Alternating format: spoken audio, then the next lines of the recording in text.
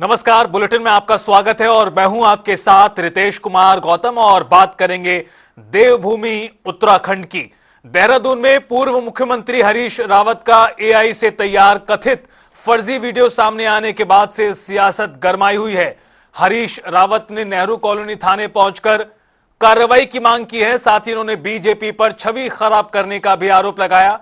तो वहीं कांग्रेस नेताओं और समर्थकों ने थाने पहुंचकर मामले को लेकर बीजेपी को घेरा।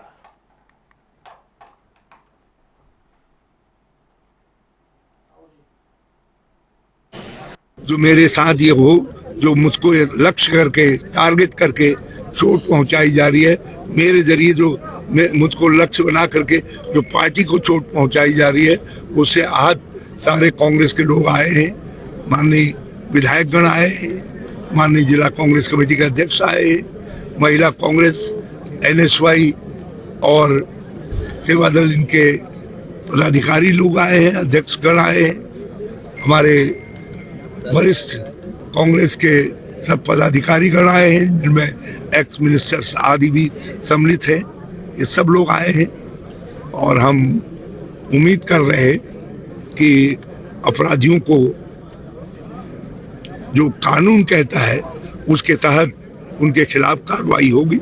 इसको अपराध मान करके जो है, जिन्होंने भी जिस प्लेटफॉर्म का भी इस्तेमाल किया है, हमने इसमें पेन ड्राइव भी दे दिए हैं और उसकी छाया कॉपी भी दे दी है और कंप्लेंट भी दे दी है और हम इंतजार कर रहे हैं कि एफआईआर के रूप में दर्ज हो और उसके बाद हम साइबर थाने में जाएंगे जो है।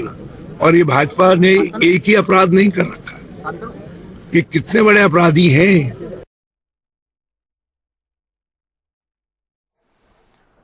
तो वहीं हरिद्वार में मुख्यमंत्री चैंपियनशिप ट्रॉफी का आयोजन किया गया। इस प्रतियोगिता का उद्घाटन खेल मंत्री रेखा आर्य ने किया और युवा खिलाड़ियों को प्रोत्साहित किया। इस मौके पर उन्होंने कहा कि इस ट्रॉफी के माध्यम से ग्रामीण युवाओं को अपनी प्रतिभा दिखाने का अवसर मिलेगा और खेलों का भी विकास होगा। कार्यक्रम में कई वरिष्ठ नेता भी मौजूद रहे।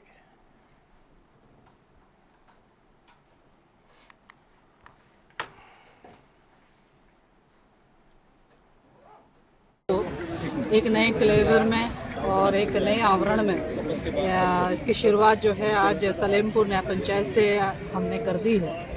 निश्चित रूप से इसकी शुरुआत जो है वो भी आज न्याय पंचायत सलेमपुर से हो रही है। ये कल को एक स्तर ब्लॉक स्तर पे विधायक चैंपियनशिप के रूप में जानी जाएगी, एक उससे और उच्च स्तर पर सांसद चैंपियनशिप के रूप में जाएगी और फाइनली राज्य स्तर पर जब ये पहुंचेगी तो मुख्यमंत्री चैंपियनशिप ट्रॉफी के रूप में जानी जाएगी।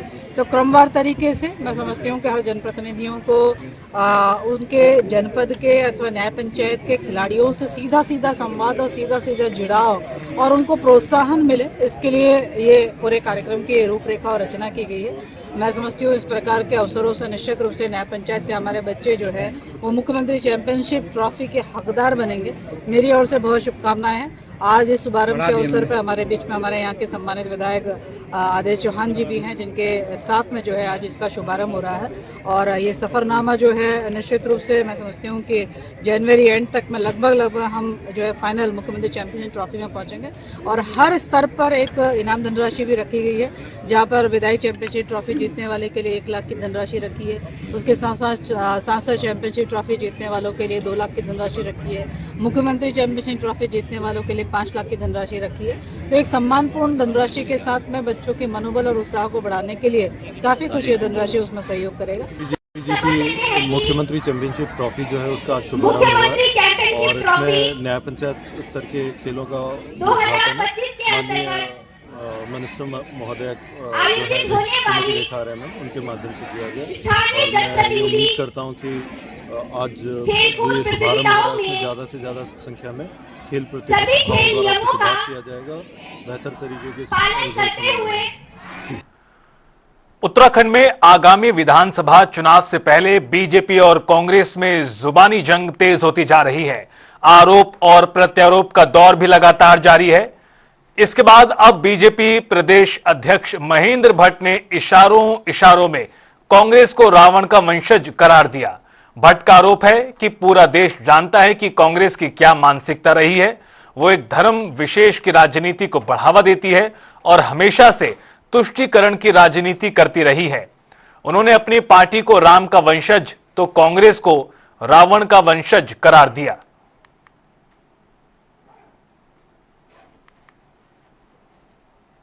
रावत जी से बीजेपी के वंश की हमको प्रमाण पत्र की जरूरत नहीं है।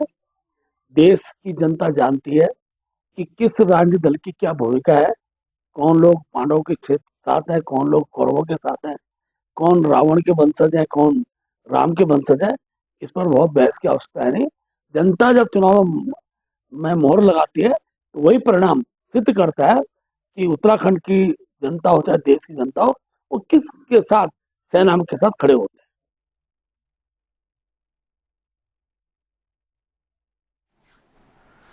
हरिद्वार में राज्य सफाई कर्मचारी आयोग के उपाध्यक्ष भगवत प्रसाद मकवाना ने स्पष्ट कहा है कि सफाई कर्मचारियों का उत्पीड़न बर्दाश्त नहीं होगा।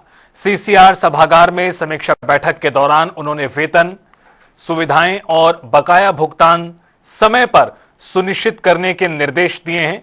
साथ ही मृतक आश्रितों को 15 दिन में नियुक्ति, टेंडर प्रक्रियाओं में पारदर्शिता और स्वास्थ्य सुविधाओं पर भी विशेष जोर दिया।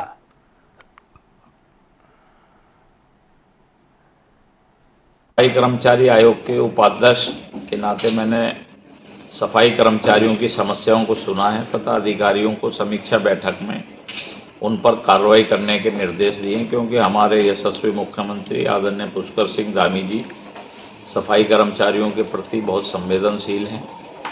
5 लाख का उनके द्वारा बीमा सफाई कर्मियों का जो कांग्रेस शासनकाल में 1 लाख का बीमा बंद था उसको बहाल किया गया है। वन टाइम सेटलमेंट की कांग्रेस ने जो आदेश किए थे उसको भी बदलकर जो मृतक कर्मचारी थे उनको रोजगार देने की हमारी सरकार ने पहल की है। केंद्र की मोदी सरकार स्वच्छकारों के वेलफेयर के लिए काफ़ी योजनाएं चला रही हैं, उसकी सब जानकारियां दी गई हैं। कैंप लगाने के भी समाज कल्याण को पिछली बैठक में मैंने निर्देश दिए थे, तो 17 कैंप इन्होंने विभिन्न वाल्मीकि बस्तियों में जिले की लगाए हैं और उसमें कुछ फॉर्म भी लोगों के स्वरोजगार के लिए भरवाए गए हैं। इसके साथ साथ नगर निगम के नगर आयुक्त आज बैठक में मौजूद नहीं थे, वो लीव पर हैं, छुट्टी पर हैं, लेकिन उप नगर आयुक्त मौजूद थे।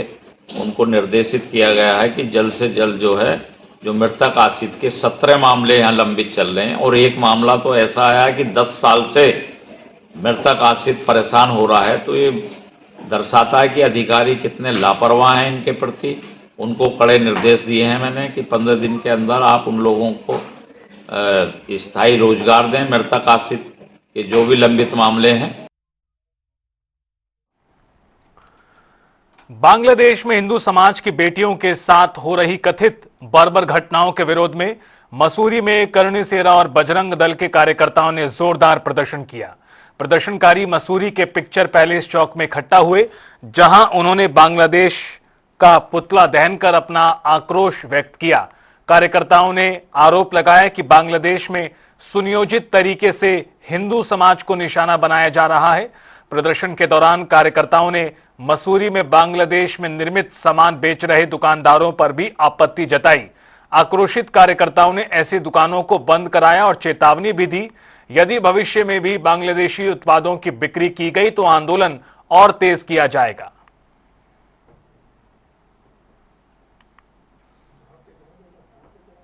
सकारात्मक सोच लेकर बांग्लादेश की सरकार, प्रशासन और नागरिक हिंदुओं पर अत्याचार कर रहे हैं, उसका विरोध आज पूरे भारतवर्ष में हो रहा है। आज मसूरी में बजरंग दल भारतीय सेना द्वारा एक संघर्ष करा गया, पुतला जलाया गया, विरोध करा गया। और ये बात मैं स्पष्ट कर देता हूँ, जिस प्रकार से दीपू दास जैसे हिंदू नागरिक को बांग्लादेश के नागरिकों ने फैक्ट्री से छेड़ कर बाहर निकाला और मैंने बार के अनमना करने के बाद जान से मार दिया, कपड़े उतार कर पेड़ पे टांग दिया, ऐसी प्रकार से की गई है। इसकी हम और आलोचना करते हैं, निंदा करते हैं। राष्ट्रीय स्तर पर यूएनओ से, अंतर्राष्ट्रीय संगठनों से निवेदन करूंगा कि भारतीयों पर हो रहे समस्त ऐसे तांडव और समस्त ऐसी परेशानियां और इस प्रकार से उन पर अत्याचार हो रहा है, इनका संज्ञान लेते हुए समस्त हिंदू नागरिक पूरे विश्व में जितने भी हैं उनकी सुरक्षा का संज्ञान लें और उनको सुरक्षा प्रदान करें। ये आपने देखा होगा हमारे भाई जीतू चंद्र दास को बांग्लादेश में मार के पास को जिंदा जलाया गया। मैं कहना चाहूँगा ऐसे मानसिकता वाले लोगों के ऊपर कड़ी कार्रवाई होनी चाहिए, बांग्लादेश के ऊपर कार्रवाई होनी चाहिए। मैं चाहूँगा कि जल्द से जल्द बांग्लादेश को खत्म करना चाहिए कि हमारे हिंदू भाई के ऊपर अत्याचार कर रहे हैं। और मैं कहना चाहूँगा कि मरने वाला तो हर धर्म का अलग अलग धर्म का, पर मारने वाला सिर्फ एक ही मजहब का है। आप ऑस्ट्रेलिया में देख लो, कश्मीर में देख लो, चाहे बांग्लादेश में देख लो, हर जगह अलग अलग धर्म के मर रहे हैं, पर मारने वाले एक ही धर्म का है। और मैं कहना चाहता हूँ हिंदू को कि तुम्हारे लिए चेतावनी है, समझ जाओ, अभी भी एकजुट होकर रहो, जातियों में ना बटो। अगर आज भी हम एक नहीं हुए तो इसी तरीके से हिंदुओं के ऊपर अत्याचार होते रहेगा और हम लोग ऐसे मरते रहेंगे। पर मैं उनको ये बता दूं कि हिंदू डरने वाला नहीं है, ये वीर महाराणा प्रताप की धरती है, हिंदू कमजोर नहीं है। मैं वो बोल दूं कि ये गुरु गोविंद सिंह की धरती है, जहाँ पे 1 लाख से लड़ा है, जहाँ पर महाराणा प्रताप ने घोड़े से पहलवान खान को चीर दिया था। हिंदू डरने वाला नहीं। अभी हाल ही में जो हमारी संज्ञान में एक वीडियो आई थी जिसमें एक हिंदू को धक्का चीज को आग लगा के उसको मारा गया था। और ये देखने को हमें बहुत बार मिला है कि हर 6 महीने में 7 बार में बांग्लादेश में हिंदू समाज के साथ ये घटना घटती रहती है। इसीलिए उसमें हमने बजरंग दल और छत्तीसगढ़ सेना ने आज एक आक्रोश रैली का निकालने का प्रयास किया था और जो सफलतापूर्वक हो चुकी है। साथ ही साथ में सरकार को ये कहना चाहूँगा कि इसके लिए आपको बिल्कुल ही कठिन निर्णय लेना पड़ेगा ताकि बांग्लादेश का हिंदू समाज सेफ रहे। और मैं आपको आश्वासन दिलाता हूँ कि एक आज तैयारी नहीं है, कल के दिन अगर ये इसमें और भी बांग्लादेश में हिंदू समाज के ऐसी घटना घटते रहेगी तो इसको हम बिल्कुल ही नेशनल स्तर पर लेके जाएंगे और ये हम यहाँ लिखने वाले हैं। साथ ही साथ में आज सारे हिंदू समाज कहना चाहूँगा कि इस समय आपको एकजुट होने की आवश्यकता है। अगर हम एकजुट नहीं हुए हैं तो कल के दिन ऐसा ना हो कि हम हिंदुस्तान में सेफ ना रहें। हल्द्वानी में बीजेपी नैनीताल इकाई ने अटल बिहारी वाजपेयी जी के जन्म शताब्दी वर्ष को अटल स्मृति वर्ष के रूप में मनाने को लेकर जिला कार्यशाला की। बता दें कि 24 दिसंबर से 1 जनवरी तक विशेष कार्यक्रम किए जाएंगे। बीजेपी नेताओं ने संगठन को मजबूत करने, जन जन तक पहुंचने और आगामी विधानसभा चुनावों की तैयारियों को लेकर भी पूरा करने का दावा किया। और आज यहाँ क्या चल रहा है? ये भारतीय जनता पार्टी के पूरे नैनीताल जिले की आज कार्यशाला है और 24 तारीख से 1 जनवरी तक पूरे ज़िले में कार्यक्रम होने हैं। सरकार के अपने कार्यक्रम होने हैं और संगठन के अपने कार्यक्रम होने हैं। संगठन के अपने बाल दिवस होना है, अपना अटल बिहारी वाजपेयी जी का जन्म दिवस आ रहा है 25 दिसंबर को, उसके कार्यक्रम होने हैं। सरकार अपने कार्यक्रम कर रही है, जन जन तक पहुंचने के कार्यक्रम के लिए हर ज़िले में हर मंडल तक वो सरकार पहुंचने का काम कर रही है। उस प्रकार के कार्यक्रम हो रहे हैं। उन्हीं कार्यक्रमों के तहत उन्हीं कार्यक्रमों की तैयारी के लिए किस प्रकार संगठन इस कार्यक्रम की तैयारी कराएगा उसकी कार्यशाला आज यहाँ पर होने जा रही है। अभी माननीय प्रताप जी जिलाध्यक्ष उनके नेतृत्व में ये कार्यशाला हो गया। हमारे प्रभारी जी, हमारे विधायक जी सभी लोग पहुंच चुके हैं और अभी ये कार्यशाला प्रारंभ होने जा रही है। सर, इसको क्या 2027 के चुनाव की तैयारियों को लेकर ये कार्यशाला है या तैयारियों का जोर ये दिखाई दे रहा है? मैं समझता हूँ कि भारतीय जनता पार्टी प्रत्येक दिन कोई ना कोई कार्यक्रम करती है। अब इसको आप 27 से जोड़ दें, 29 से जोड़ दें, 34 से जोड़ें, ये आपका हिसाब है कैसे जोड़ेंगे। लेकिन भारतीय जनता पार्टी के कार्यकर्ता हमेशा समाज की सेवा में, समाज के हित में, समाज के लिए हमेशा कोई ना कोई कार्यक्रम करते रहते हैं, कोई ना कोई काम करते रहते हैं। भारतीय जनता पार्टी सक्रियता के रूप के लिए जानी जाती है और अपने लगातार कार्यक्रम निरंतर चलते रहते हैं। इसी क्रम में 2 कार्यक्रम अपने अभी अटल जी का एक बहुत बड़ा अपना कार्यक्रम रहता है, क्योंकि एक बड़ा विराट व्यक्तित्व उनका था। उनके व्यक्तित्व को जनता तक पहुंचाने के लिए आज यहाँ कार्यक्रम की रूपरेखा तय होगी और इसके साथ साथ ही वीर बाल दिवस जो एक हमारे यहाँ मनाया जाता है और उसके माध्यम से भी जन चेतना फैलाने का कार्य किया था। तो आज ये दोनों कार्यक्रमों की रूपरेखा आगामी समय के लिए तैयार होगी और आगामी माह के कार्यक्रमों की रूपरेखा कैसी हो, भारतीय जनता पार्टी किस तरह का कार्य करे, इन सब चीज़ों पर चर्चा के लिए आज हमारे जिले के प्रभारी यहाँ पहुँचे हैं, जिले के सह प्रभारी पहुँचे हैं, हमारे सभी सम्मानित विधायकगण, हमारे प्रदेश पदाधिकारी सभी लोग यहाँ पहुँचे हैं। तो आज ये जिला की कार्यसमिति यहाँ आज संपन्न होने जा रही है। उत्तरकाशी में डुंडा ब्लॉक सभागार में गांधी मनरेगा कर्मचारी संगठन की प्रेस वार्ता हुई।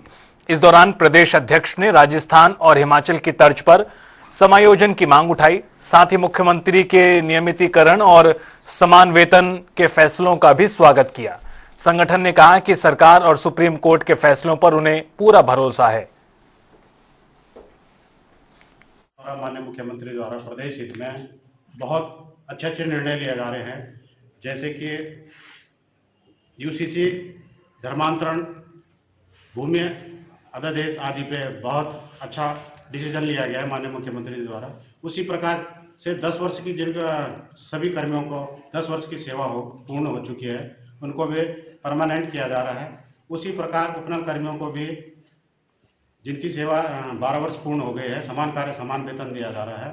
मनरेगा कर्मियों को भी कई बार आश्वासन दिया गया है और हमें पूर्ण विश्वास है माननीय मुख्यमंत्री जी पे, क्योंकि बार बार उनके द्वारा भी पत्र दिए जा रहे हैं, माननीय मंत्री जी द्वारा भी पत्र दिए गए हैं और कोर्ट का डिसीजन भी है कि मनरेगा कर्मियों को नियमित किया जाए।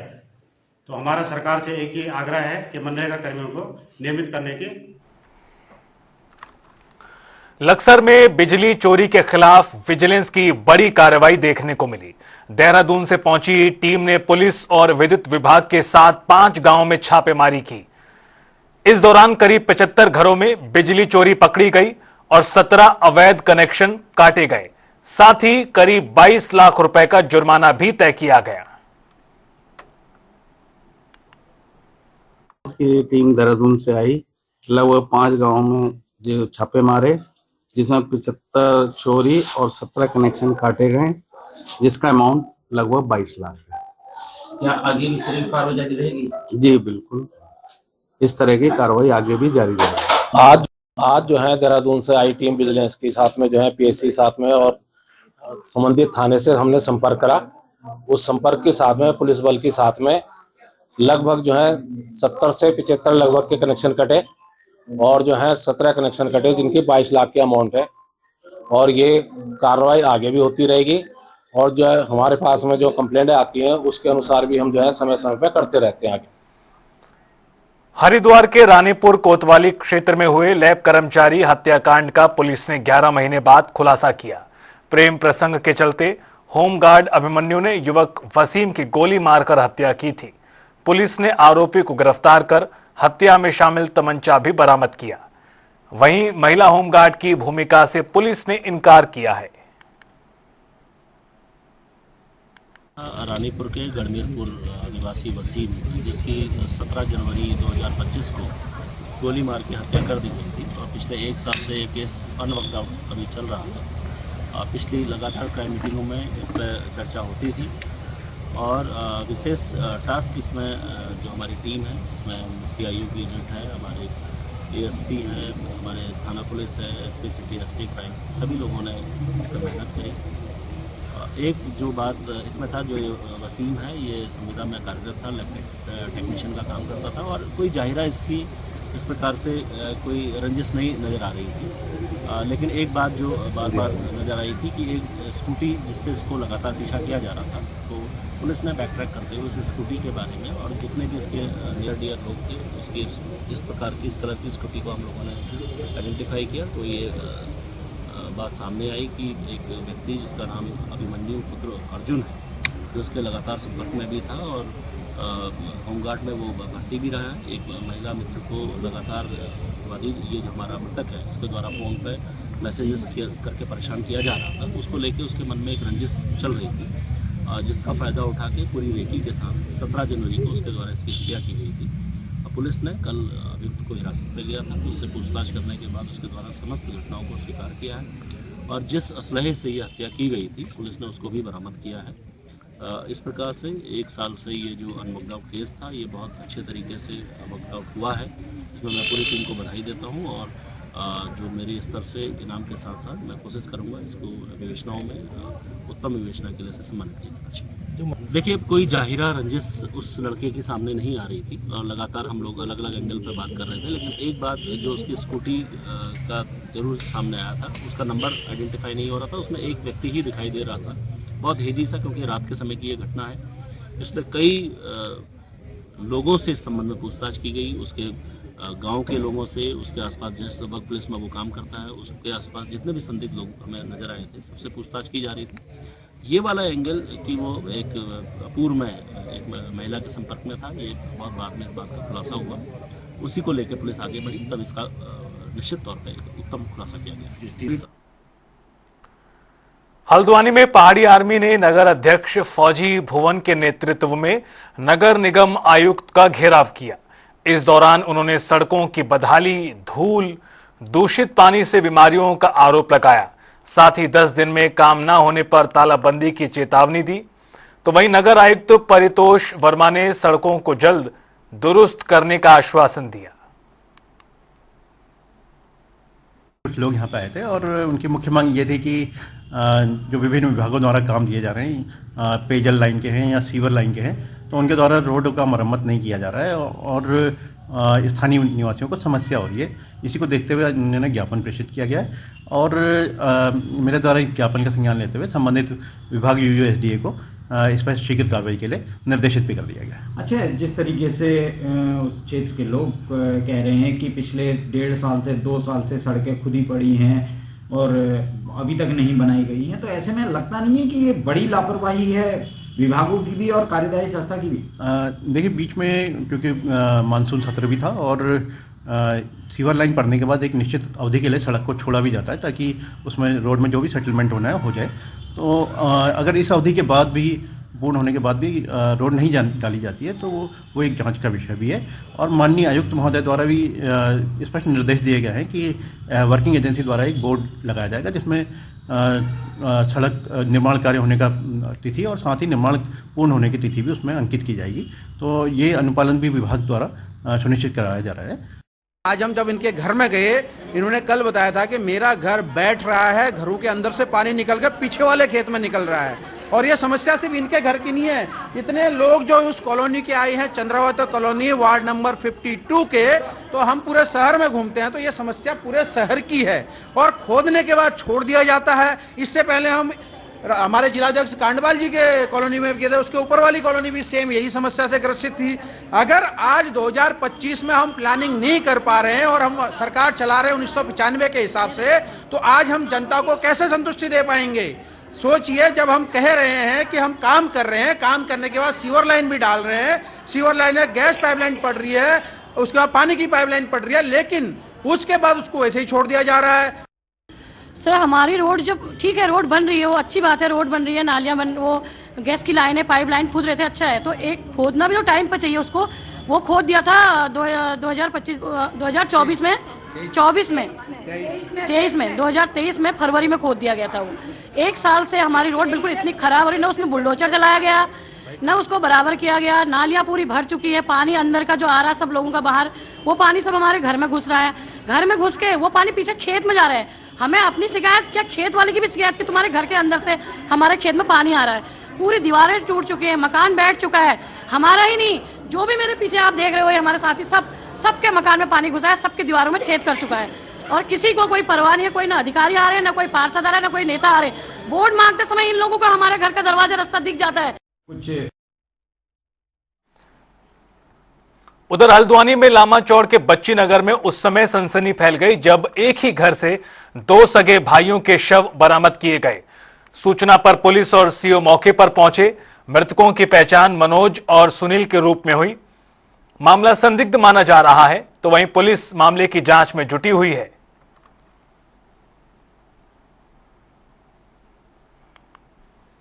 स्थानीय एक व्यक्ति ने सूचना दी थी कि एक घर में 2 लोग मर्द पड़े हैं, तो उसमें पुलिस द्वारा मौके पे पहुंचा और फोरेंसिक टीम को भी मौके पे बुलाया गया। इसमें प्रथम दृष्टया लोगों से पूछताछ हुई है, तो उनके द्वारा बताया जा रहा कि ये सुबह से ही शराब पीने के आदी थे और मॉर्निंग से ही शराब पीने लगते थे। तो इनके परिजन भी आ गए हैं, इनकी बहनें हैं वो आ गई हैं, जिन्होंने इनकी पहचान कर ली है। एक का नाम मनोज है और दूसरे का नाम सुनील है। इसमें प्रथम दृष्टया फोरेंसिक जो चीज़ें हैं उनको कराकर पंचायत नाम भर के पोस्टमार्टम की कार्रवाई कराई जा रही है। और आपको दिखाते हैं उत्तराखंड की 10 बड़ी खबरें 2 मिनट में।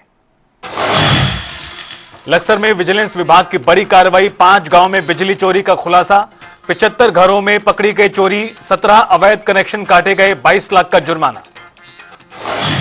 देहरादून में भालू ने विद्यालय प्रांगण में मौजूद छात्र पर किया हमला, शिक्षक ने साहस दिखाते बच्ची को बचाकर तुरंत अस्पताल में कराया भर्ती। हरिद्वार दिल्ली नेशनल हाईवे पर भीषण हादसा, तेज रफ्तार ट्रक ने सड़क पार कर रहे युवक को मारी टक्कर, युवक की मौके पर ही मौत, ट्रक चालक फरार। हरिद्वार में घर में लगी भीषण आग, दमकल की गाड़ियों ने मौके पर पहुंचकर आग पर पाया काबू। उत्तरकाशी में 2 मंजिला मकान में लगी भीषण आग, पूरा मकान जला। हादसे में 2.5 महीने की मासूम बच्ची की मौके पर मौत, परिजनों का बुरा हाल। हरिद्वार में मानसिक रूप से कमजोर महिला के साथ मारपीट, पुलिस ने मामले में संज्ञान लेते हुए 5 नामजद आरोपियों और 1 महिला को किया गिरफ्तार। सूचना मिलने पर पहुंची पुलिस सीसीटीवी फुटेज के सहारे आरोपी ट्रक चालक की तलाश जारी। देहरादून एसएसपी ने जनपद के राजपत्रित अधिकारियों और थाना प्रभारियों के साथ समीक्षा बैठक की, आगामी क्रिसमस नववर्ष पर यातायात डायवर्जन प्लान तैयार करने के दिए आदेश। देहरादून एसएसपी ने आदेश देते हुए कहा, सुरक्षा व्यवस्था पुख्ता करने के लिए व्यापक स्तर पर चलाया जाए चेकिंग अभियान। देहरादून में चलती कार में लगी आग, इलाके में अफरा तफरी, सूचना पर पहुंची पुलिस और फायर ब्रिगेड की गाड़ी। फिलहाल इस बुलेटिन में इतना ही। आप देखते रहिए जनता टीवी।